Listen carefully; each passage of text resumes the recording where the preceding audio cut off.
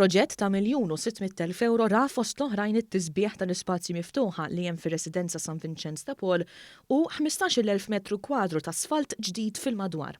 Dan kollu ġie spjegat f'konferenza tal-aħbarijiet bit-tema Gvern għan-Nies li matula intqal ukoll kif grazzi għal dan il-proġett inħolqu wkoll 360 parkeġġ ġdid madwar ir-residenza. Il-Kap Eżekuttiv tal-isptar tal-anzjani Josianne Cutajar spjegat li dan hu parti minn kullana ta' proġetti li qed itejbu l-iżvilupp ta' din iż-żona.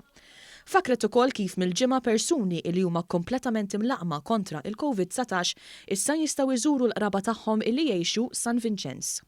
Id-dħul ħajkun darbtejn fil-ġurnata mill-10:30 sa 11:30 ta' filgħodu, imbagħad wara l-ofsinhar bej il-5 u 6 ta' flaxija.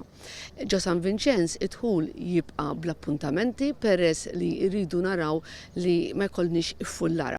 Kull resident intitolat li jkollu viżitatur wieħed at any time. Il-proġett sar ukoll bl-għajnuna ta' Infrastruttura Malta, illi fi kliem il-Ministru għall-Infrastrutturi jinborġ saret punt ta' referenza għal entitajiet tal-Gvern.